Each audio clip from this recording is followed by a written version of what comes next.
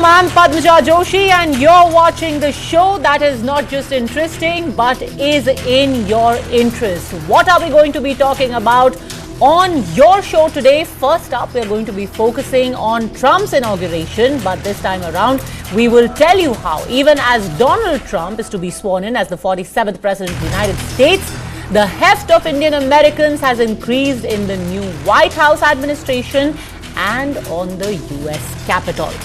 We'll also tell you how migrants are the backbone of innovation in the US, and we are talking about skilled migrants, which is why the entire debate over H-1B visa is purely farcical. Yes, H-1B visas are making America great again.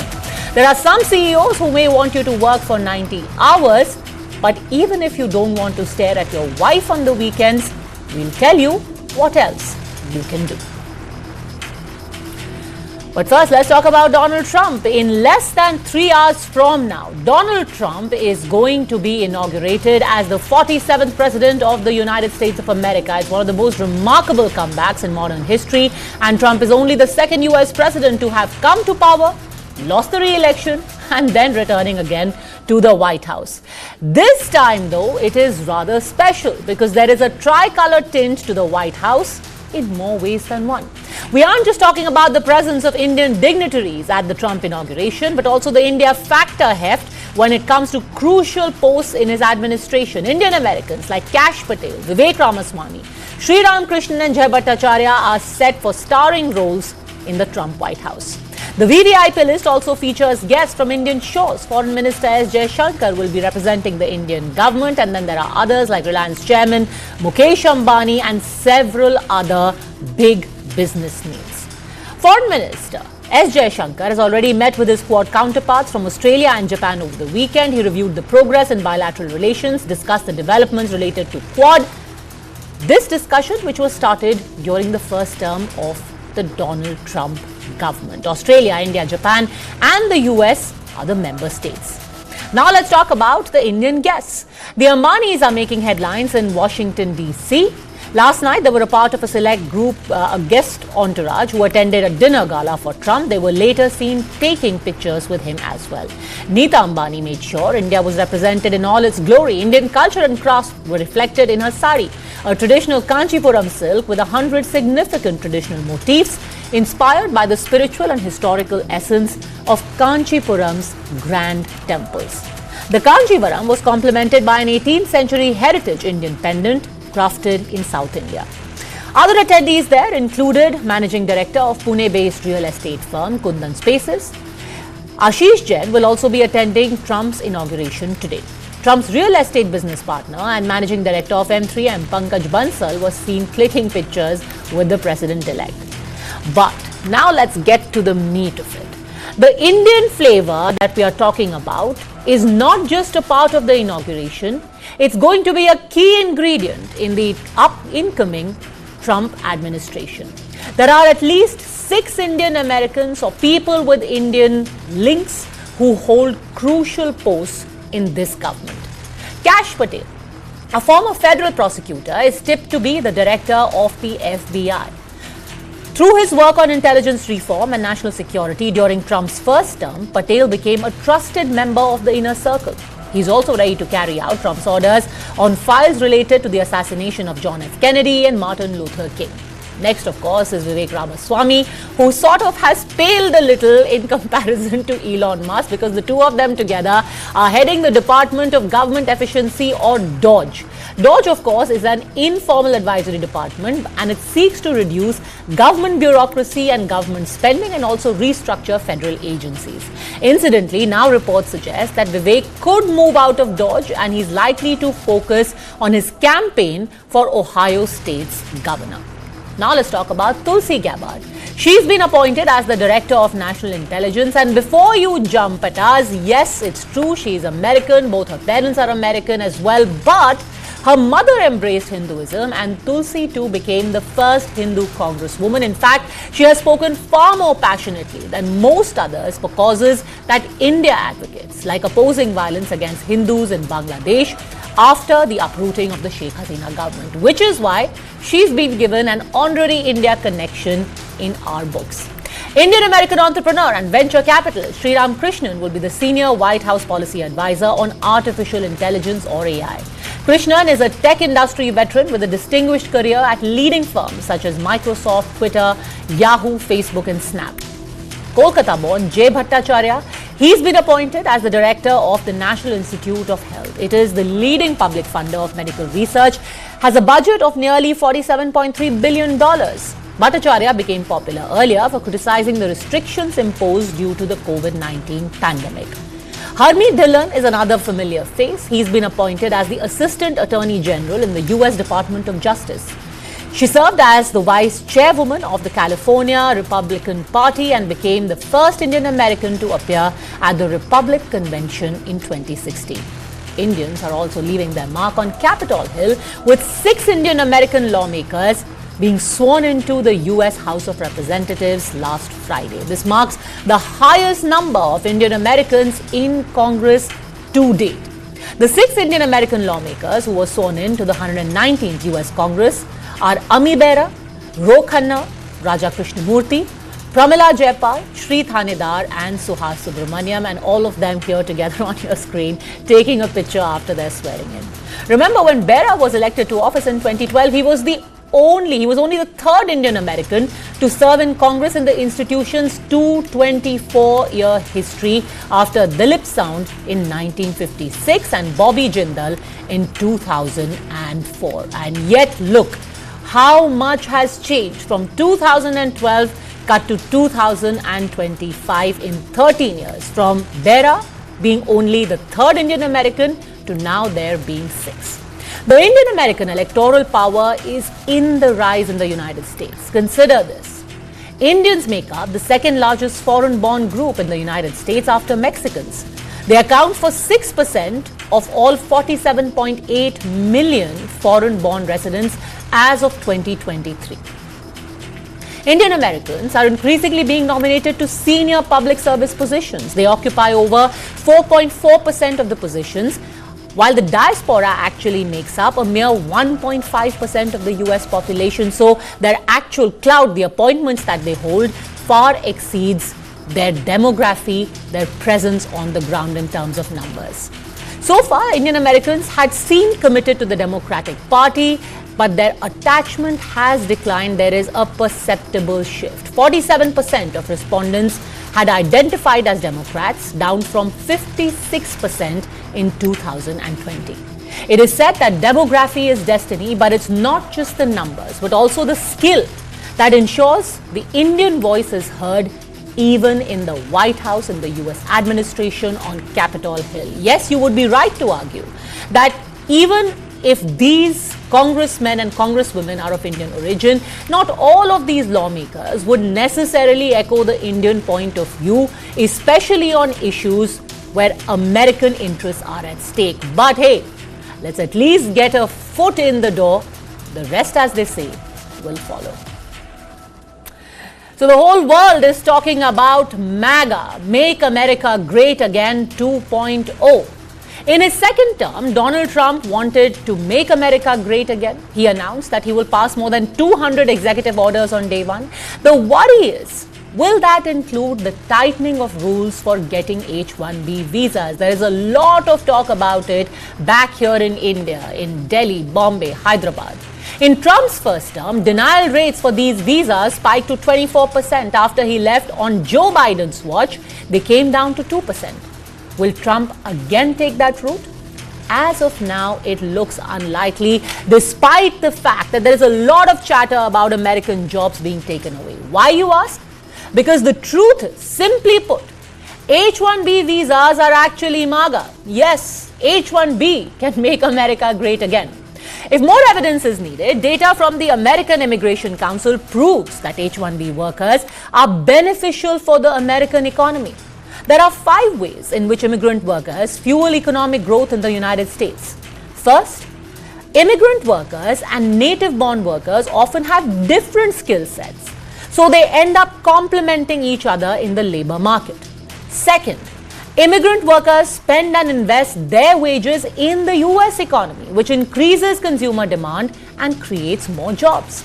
Third, Businesses respond to the presence of immigrant workers and consumers by expanding their operations in the United States rather than search for opportunities overseas. Fourth, immigrants themselves create new businesses because remember, these are documented immigrants, they are highly skilled and they end up expanding the US labor market. And finally, innovative new business ideas developed by immigrants fuel economic growth in America.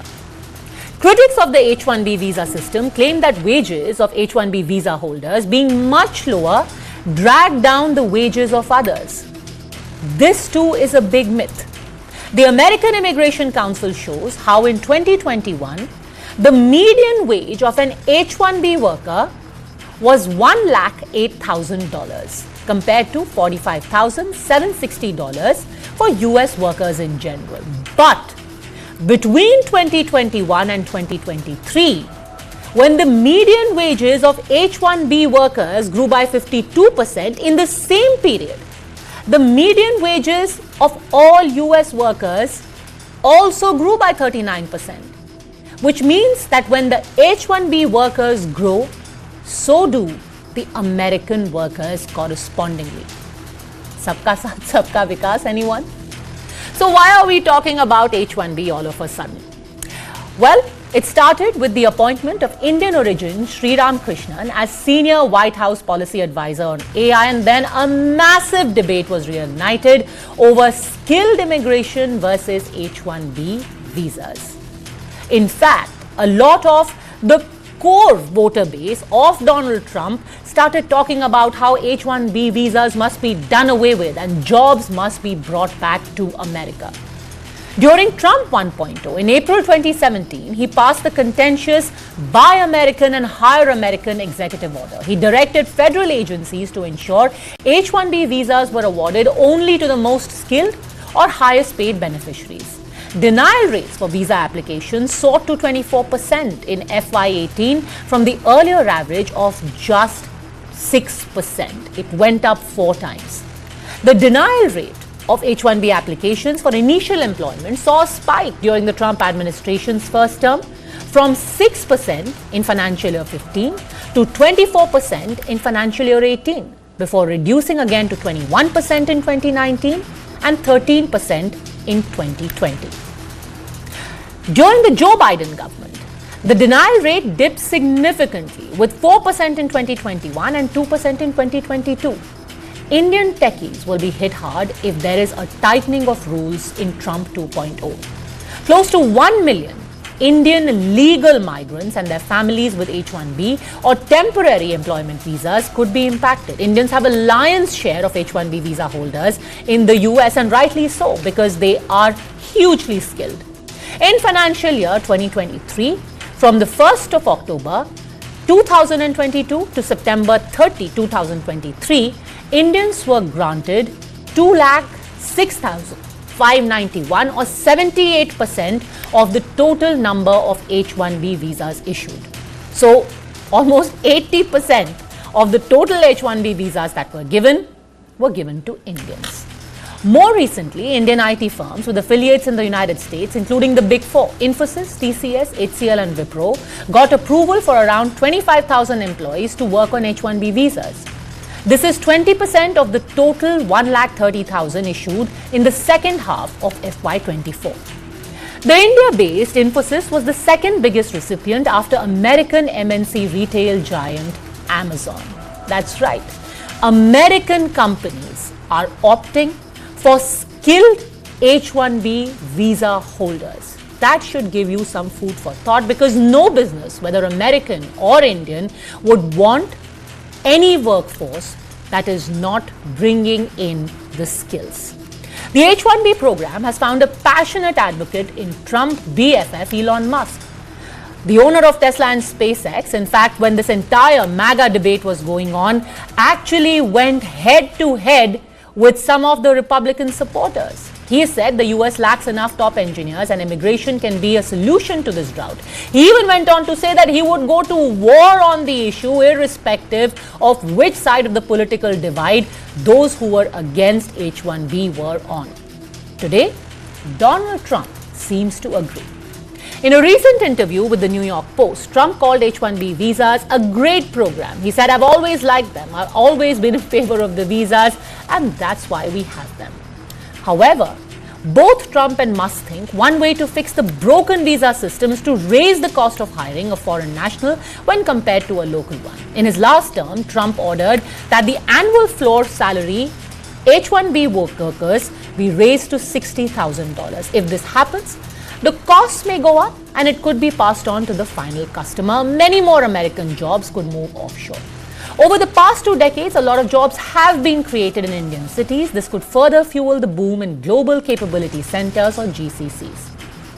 An estimate by the US Semiconductor Industry Association reveals that for the US economy, an estimated 3.85 million additional jobs requiring proficiency in technical fields will be created by the end of 2030. Programs like H-1B bring in skilled workers who fuel economic growth, create jobs for Americans, and drive cutting-edge innovation. Indian tech companies are playing their part in America's digital domination. Whether it's a Satya Nadella or Indra Nooyi, Siddharth Mukherjee or Fareed Zakaria, Indians have added sheen to the American success story. In the post-COVID world, it is these workers who not just help in making America great again, well, they may just be instrumental in it, and Donald Trump knows this. Everyone and their uncle and their wife has been talking about the 90-hour work week. It was said in a closed-door meeting, but then it has made its way twice around the world. When Larsen and Toubro chairman S.N. Subramaniam proposed a 90 hours work week for employees, including on Sundays, questioning how long they would stare at their wives sitting at home, little did he anticipate the wave of backlash it would spark on social media. Yes, the infamous comment has already got plenty of people hot under the collar. Recently, the company's HR head, Sonika Muralidharan, defended her boss, saying that the chairman's comments were misinterpreted and claims that the remarks were casual and not a directive. Casual or not, he was on record advocating a 90-hour work week, but is this a violation of some kind? Many will say that Subramaniam's statement is in sharp contrast to the Factories Act of 1948, which dictates overtime rules. So if someone works for more than 8 or 9 hours a day or 48 hours a week, they are entitled to double payment for the extra hours according to the Factories Act.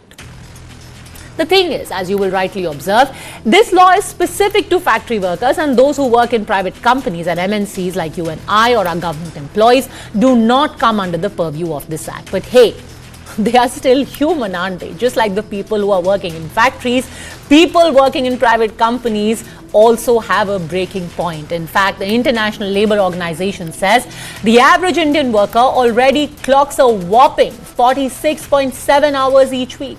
More than half of India's workforce logs more than 49 hours weekly, which works out close to a daily 10 hours in a 5-day week. This puts India in second position in the world for extended working hours, next only to Bhutan.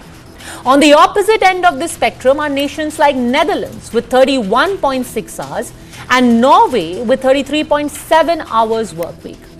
ILO data shows significant disparities in global working patterns.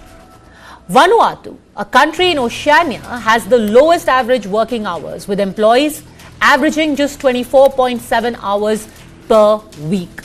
Only 4% of its workforce exceeds the 49-hour mark, contrasting sharply with the work culture in South Asia. Also, they were wrong when they said that talk comes cheap, because this advice from the L&T chairman certainly isn't cheap. For one, according to L&T's integrated annual report for 2023-2024, Mr. Subramanian earned 51.05 crores during the fiscal year 2023-24, which works out to 4.25 crores per month and 14 lakh rupees per day.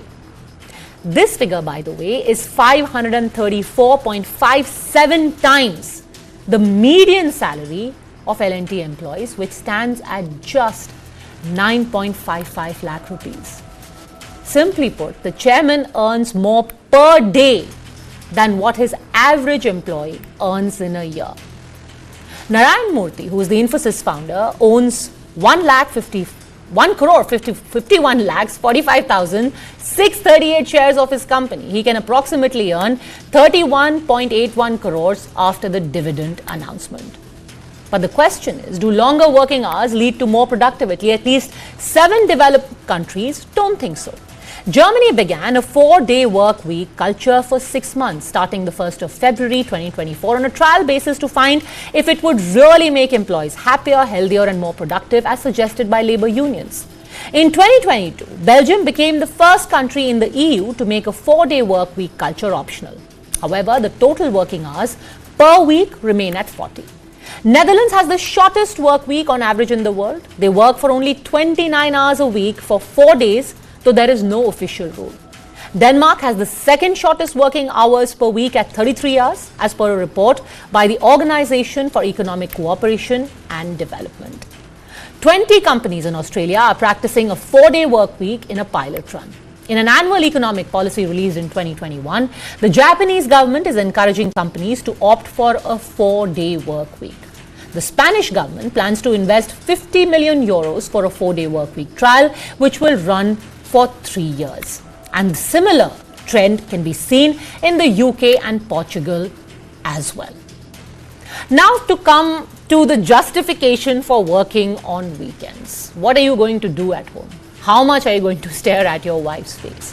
So, if doing that, if sitting and looking at your wife's face seems like a chore you'd rather escape from, there are plenty of other things one can do on the days off, and which is why they are needed.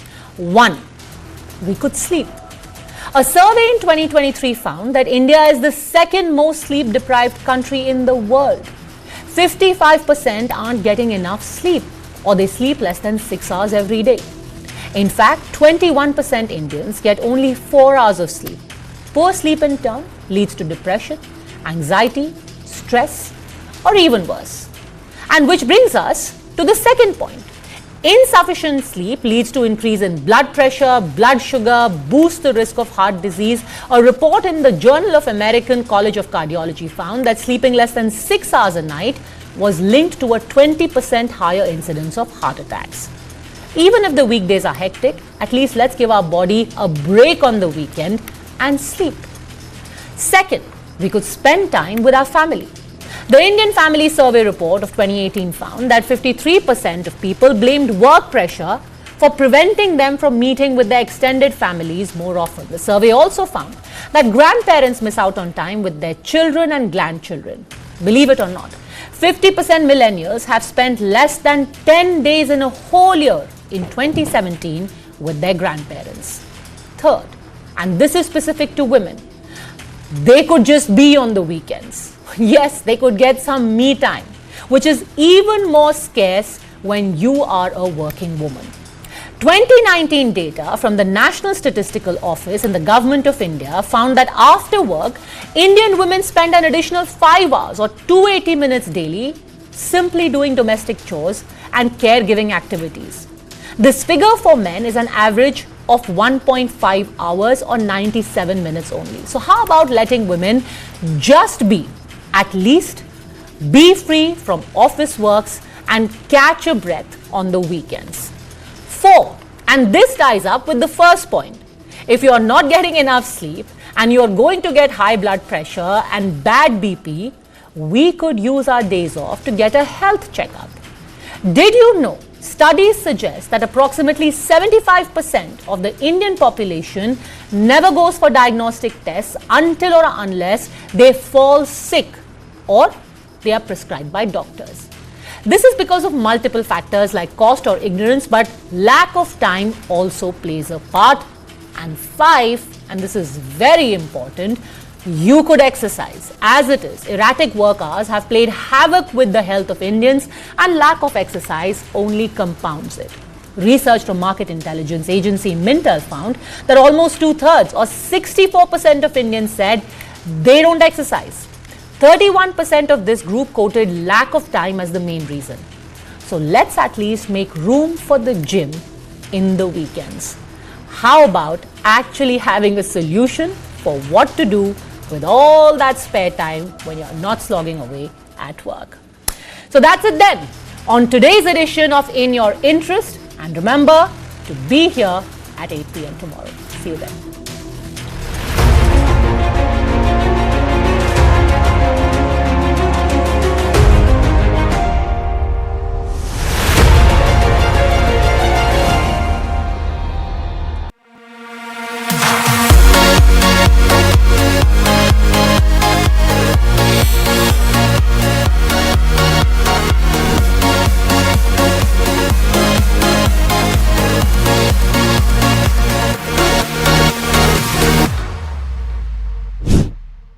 I will take you to Paris. Paris the